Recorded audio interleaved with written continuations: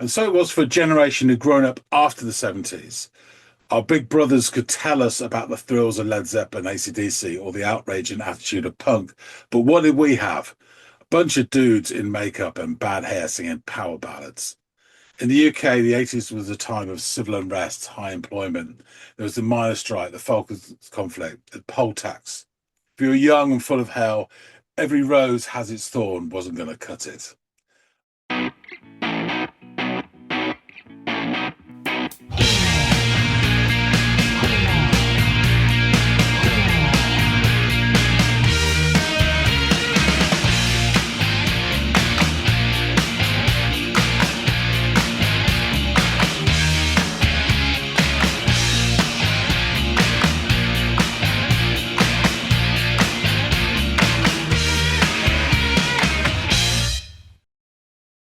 Hey, everybody out there. Welcome back to another episode of the Audiophiles. I'm Andy, that's John, and it's time to dig into some music. Today, John is going to be offering me up a artist and track to go off and listen to, and I'm going to do just that, and then we are going to have an extensive conversation about the whole experience. John, what have you got in the chamber? So I did warn you about this. We're doing a rather splendiferous trifecta of tunes from the band The Cult. Um, you've already experienced the first one, Love. We're now into the next um, section of the journey of their particularly sensitive stylings and romantic overtures. This track is called Lil Devil. That's I could have guessed it the way you described it. Yeah, of course it would be called Little Devil. All right. I enjoyed Love. And I was actually kind of surprised with their sound just based off all the stuff you've ever given me held up against that. But it was a fun surprise. Let me go off and give Little Devil a spin, and I'll come back and let you know my thoughts.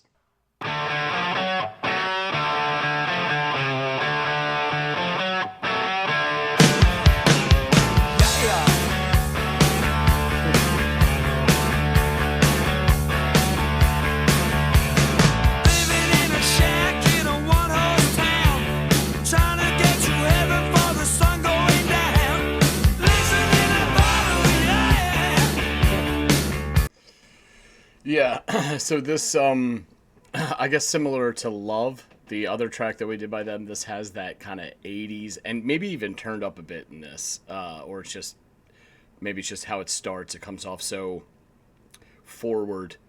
But it has that sound in droves as well, and it's that hair metal sound from the 80s that sort of died just as grunge was kind of taking off, at least over here in the States. So all the, you know, those bands, you know, the Motley Crues and the God, who else was there? Warrant and, you know, Def Leppard was kind of in that scene from the UK. They those kind of bands come to mind, and it's got that sleazy kind of sound to it, which is not meant to be, you know, a negative, but it's just that sleazy guitar sound that it has. Obviously, incorporating a little bit of blues into that that realm of sleaze sound guitar, but it's fun. It's a little dirty. So yeah, I'm here for it. Let's take it back and let that kind of play out again.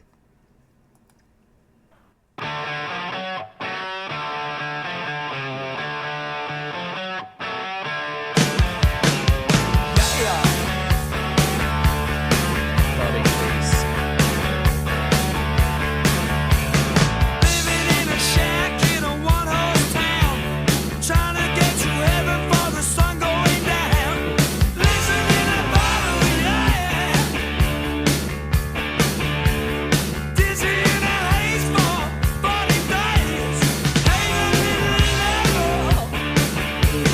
It's interesting. Well, one, a lizard in a bottle. I don't know.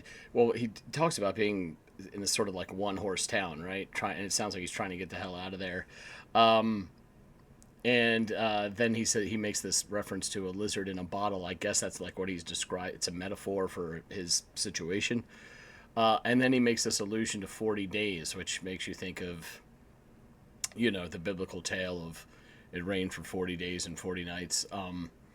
And with this reference of like trying to get to heaven, and then the song title being Little Devil.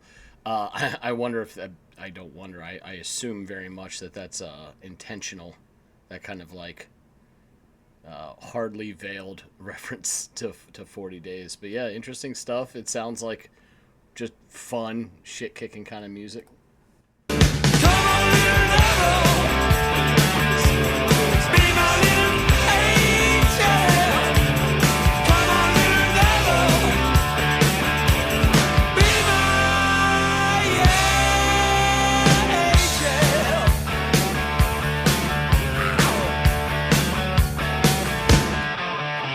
Oh, she came on with an alligator smile, dynamite lover, scorpion child, trying to get to heaven, but the sun goes down, yeah. She came on with a cyclone kiss. Hey there, baby, you don't never miss. Mixing in a bottle, yeah. Come on, little love, be my little angel. Come on, little love, be my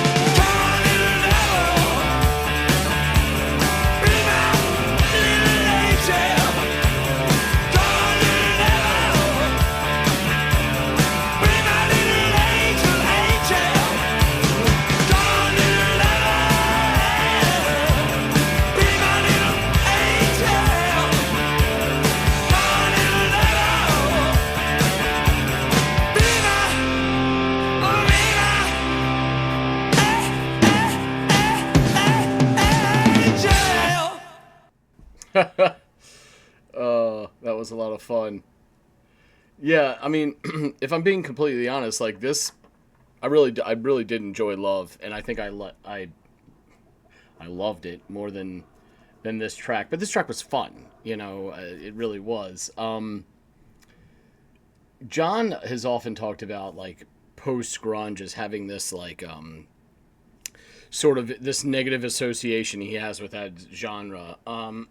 But going back to it and visiting some tracks of that subgenre has been to him far less painful than he may have assumed it would have been. I guess there's been enough time and separation between when that stuff was coming out and what it was replacing and where he was, versus where he is now listening to it.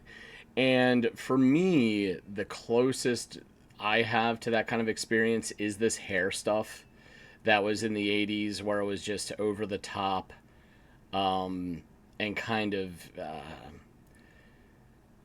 don't get me wrong, for what it lacked in cleverness, it makes up for in just raucous fun. And I don't know if I could listen to a whole album of it, but in certain situations or for certain durations or amount of time, I can find myself now enjoying it more than I could back then. And I think that's only because like outside of the music that the taste that I acquired from folks like my dad or my elders, the stuff I really fell in love with first was that kind of grunge alternative rock. And this was almost kind of the relationship between those genres of music and the people who occupied this space, at least over here it seemed, was a bit adversarial. And I didn't really gravitate towards this sound at the time. Now, reflecting back and enough time and all that stuff, more a lot like John's experience with post grunge. I've warmed up to it a bit, you know what I mean? And this is just a lot of dirty fun, you know what I mean? It's it's definitely got that sleaze to it, which is fun to listen to every once in a while, and the hoops and hollers and the yowls and all that stuff. It's just fits this genre so well. So, and maybe it's fitting that this song, unlike Love, I should say, was like what, sub 3 minutes, and I think Love was 5.5. So it was in and gone like a cyclone kiss or whatever the metaphor he used was earlier in the track.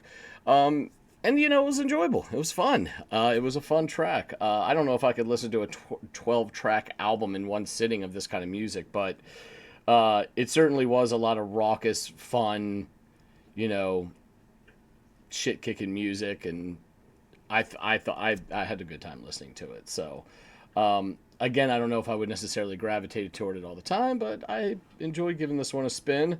And I really do find it interesting that this is kind of up John's alley, only because there's very few bands like this that he's given me, and I'm sure that there's probably others that fit this description that he enjoys that he just hasn't yet given to me. But when you compare it to all like the alternative stuff and even some of the jazz adjacent stuff that he's given me, and the other subgenres that populate John's vault that he's drawn from, this is kind of a little bit different, and that's a great thing, really. It's always good to have diversity in your tastes or whatever. But yeah, I had a lot of fun giving this one a go. I'd be interested to go back and learn more about it from John. Some of these lyrics are really interesting. I'm guessing it's just about wanting to get out of the shithole that he's in and around whoever this woman is that gives him so much life. But John will have answers to that and so much more. So let's get back to him. Whole lot of Rosie, he's back. So you've had a listen to All Double by The Cult. Please report your findings. Well, findings. There wasn't a lot to find because it was a very short song. And it kicks off, and we're instantly hit with that very sleazy 80s sounding hair rock kind of guitar. And it took me back up. And I say sleazy not as a pejorative. It's just that era of 80s rock definitely had some sleaze in it. And this guitar sound had that, it fit the bill perfectly. And after a few seconds of that guitar, they inject some pops on the drums as the beat then joins, along with some low, very thrumming bass. That's quite insistent. There's not a lot of flow going on with that bass. It's rigid and kind of like just do do do do do do do do. And not long after that, the singer, whose name escapes me, joins in the mix and begins delivering that first verse. And in it, he paints a picture of living in like a little no-name town with not much going on for it, and then trying to get to heaven before the sun goes down.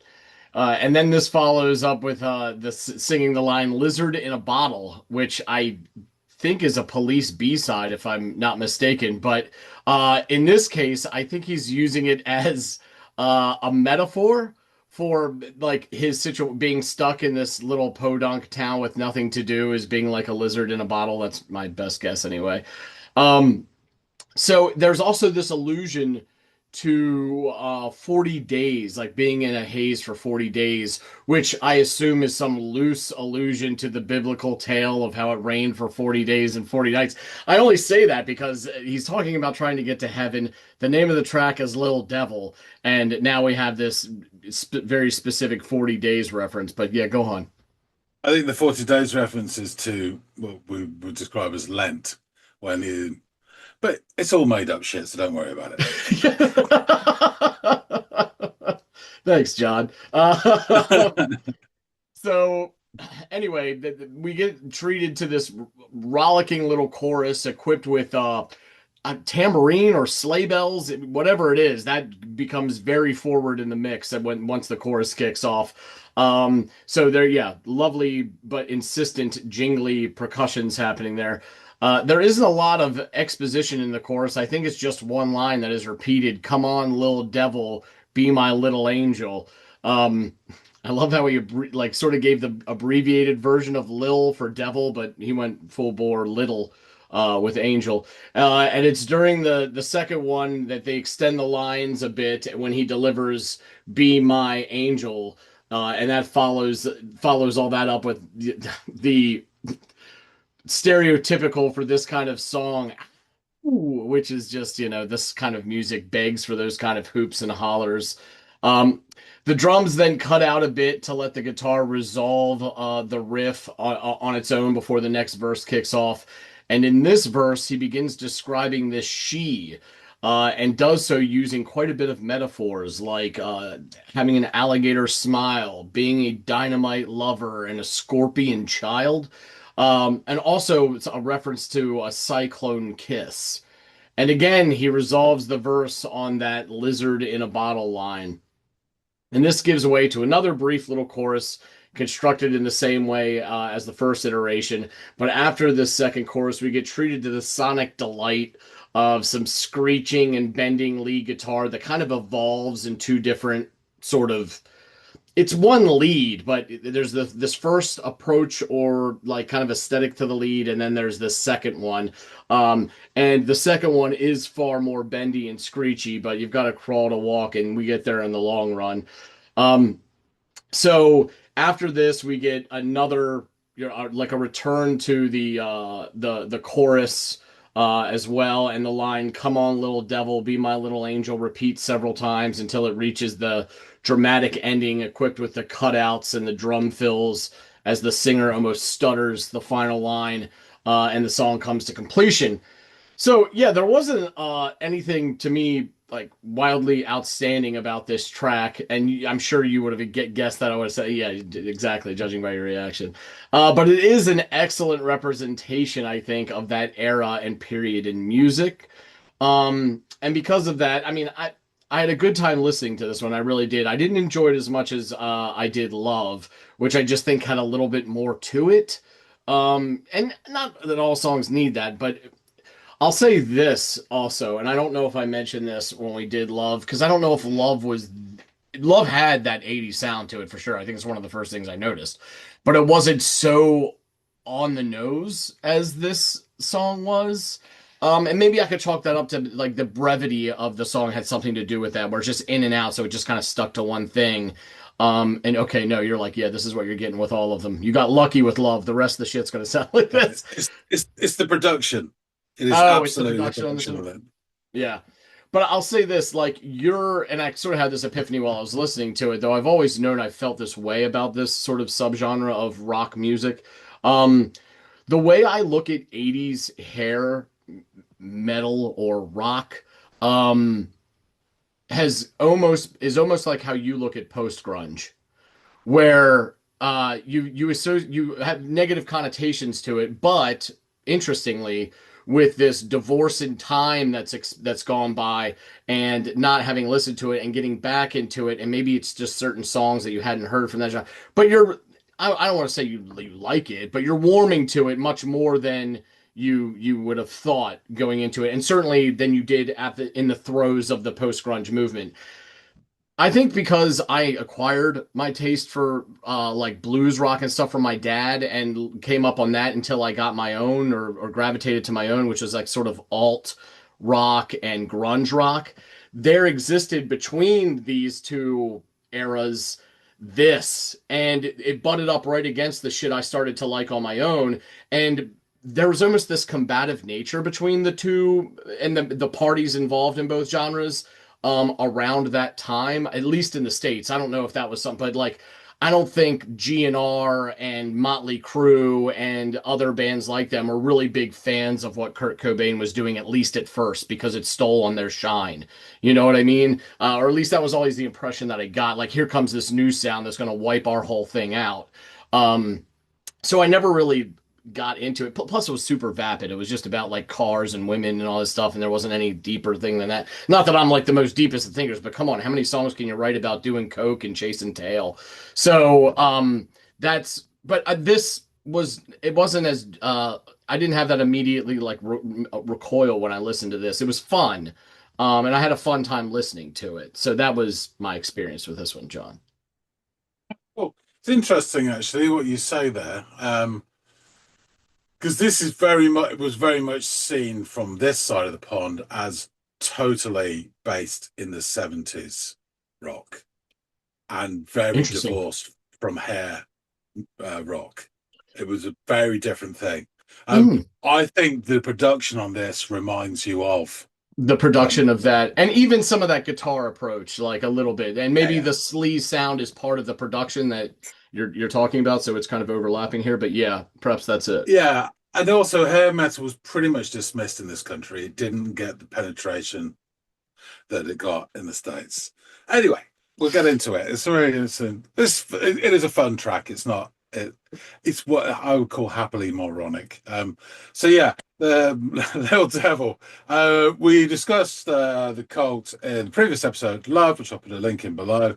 You can go and check all about that in the band. Just to recap the agents provocateurs in this: Ian Astbury, lead vocals, and Jim Morrison impressions wherever he can. Billy Duffy, guitars, Jamie Stewart, bass, and Les Warner, drums.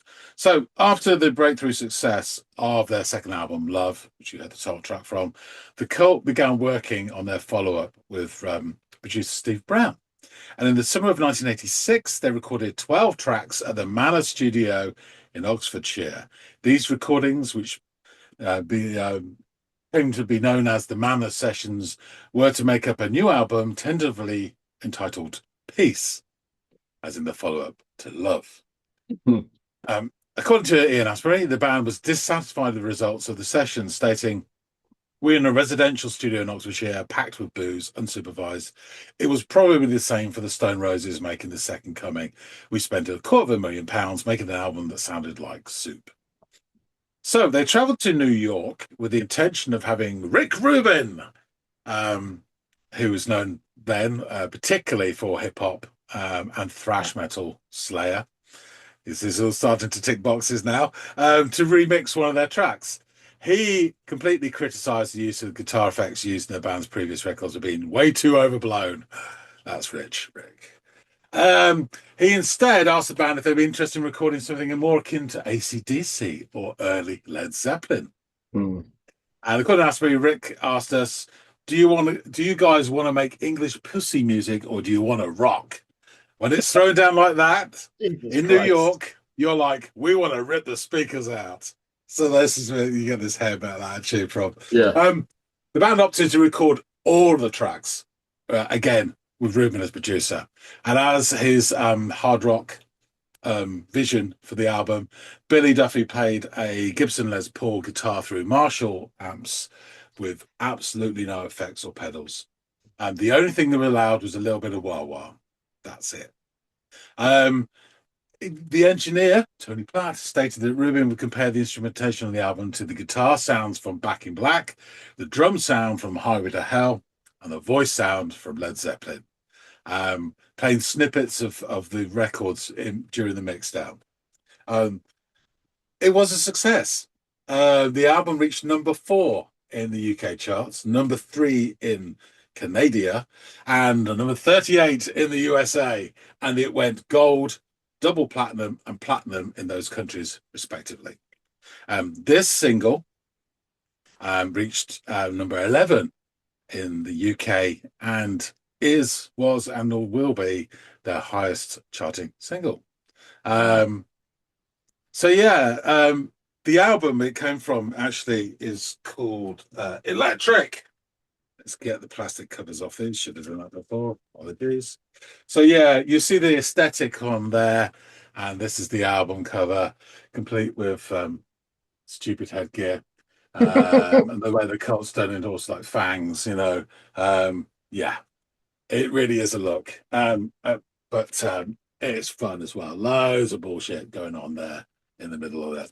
It really does have the aesthetic of that hair era. I know Yeah. that you're saying that there's and I'm sure that there is, but on at least on this album or during this period of that, they went for it. It looks like. Yeah. And there you go. There's the other single, Love Removal Machine, which is another awesome moronic sort of AC/DC. It's just so AC/DC. The first song, Yeah. Wildflower, is described as the best song that AC/DC never wrote. So yeah, some really, I mean, it is fun. So a few reviews here, which are just really interesting. It's a website called Steve for the Deaf, and I think this sums it up. He writes, "That's riff. The way it ties itself around your leg like some CGI plant in a special effects sequence before it drags a protagonist, in this case me, into the underworld, Camden or otherwise. Living in a shack in a one-horse town, trying to get to heaven, fo the sun going down. In Asbury summons the ghost of a drunk Jim Morrison onto the coffee table of my middle-aged living room for a dance macabre. Still as potent as it was 30 years ago. Some rock songs are perfect. Some records just make you want to misbehave. However, it is late. I have had too much wine, and Mrs. For the Deaf needs me to put the dogs out before I go up. So there are only these brief moments to remember: the bandanas, the bangles, the girls with winged eyeliners, and the guys with leather trousers, the smell of dry ice and the questionable cigarettes, the feel of a plastic beer glass on your lips, and the heat coming from the pit as the lights went up and down. She came home with an alligator smile, diamond-eyed lover, scorpion child. The Cult were a mercurial force of mystical power when I was but a lad. Now I'm an old duffer sitting in his front room with a Labrador at his feet. The song makes me want to get into trouble still. Perhaps I won't load the dishwasher until the morning. So that's his What a thoughts. rebel. And Louder Sound said, and so it was for, and this is probably key as to when it hit and how it hit in the UK. And so it was for a generation who'd grown up after the 70s. Our big brothers could tell us about the thrills of Led Zeppelin, AC/DC, or the outrage and attitude of punk. But what did we have? A bunch of dudes in makeup and bad hair singing power ballads. In the UK, the 80s was a time of civil unrest, high employment. There was the miners' strike, the Falklands conflict, the poll tax. If you were young and full of hell, every rose has its thorn wasn't going to cut it. Arguably, Electric reinvented rock for a new generation. Here were riffs, solos, guitar sounds, and vocal mannerisms that would be familiar to any fan of 70s rock. To 80s teenagers, though, it sounded fresh. Not a revolution, maybe, but a revelation. Electric was great fun. Bad fun, as Asbury would have it. A guilt-free, a self-conscious celebration of classic rock music. Lil Devil swinging on a solid Phil Rudd beat and a delicious riff. Love Removal Machine nicked the riff from the Stones' Start Me Up, though most of the band's fans at the time didn't know or care. And it turned into something else entirely. It opened the gates to a new wave of rock music. A new band called Guns N' Roses supported the Cult on their first ever UK gigs. Yeah. Some more professional reviewers were a bit more circumspect. AllMusic, though the band and album caused a lot of flack for their perceived wallowing in dinosaur sounds and styles, the end result is still a fist-punching yelp of energy that demands to be heard at maximum volume in arenas, with a brusque punch in Les Warner's drums to match Duffy's power chord action. And Rolling Stone wrote that despite the hovering shades of Zeppelin, Bon Scott and others, Electric does more than pilfer bygone metal mayhem. It swaggers and crunches and howls all right, but it does so with irreverence.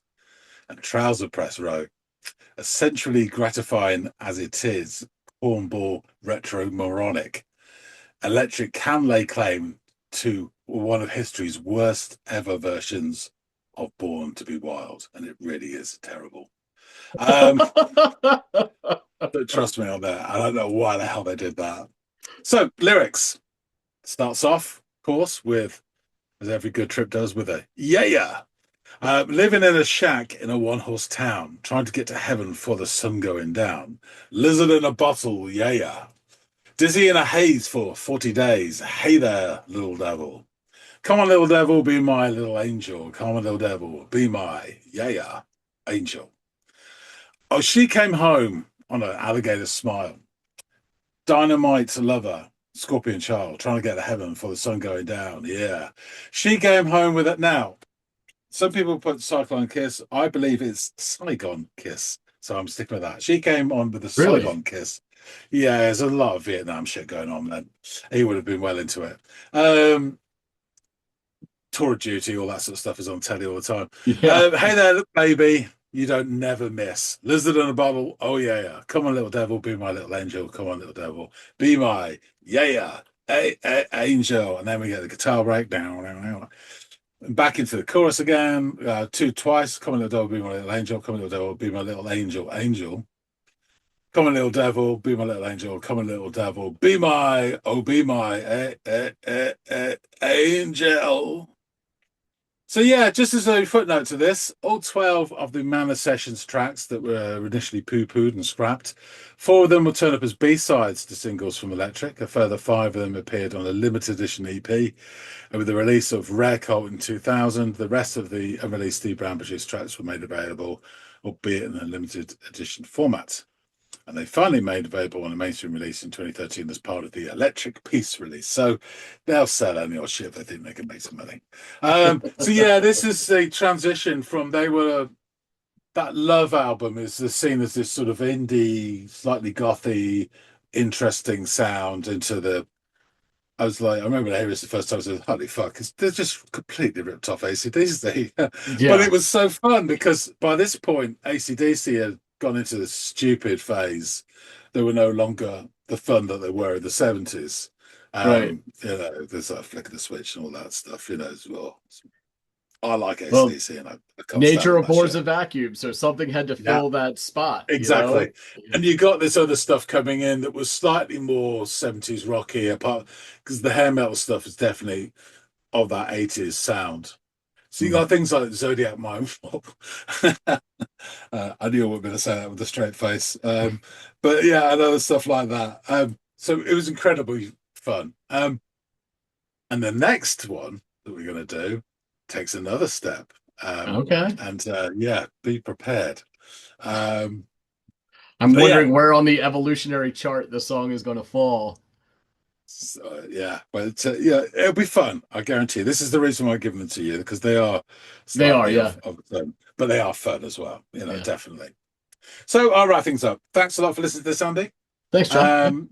Folks out there, please tell us what you think. Hit that like button if you feel like a lizard in a bottle, and drop some comments as well. I'm sure that there'll be plenty of you who enjoy this thoughtless guitar nonsense and violence to the eardrums as much as I do.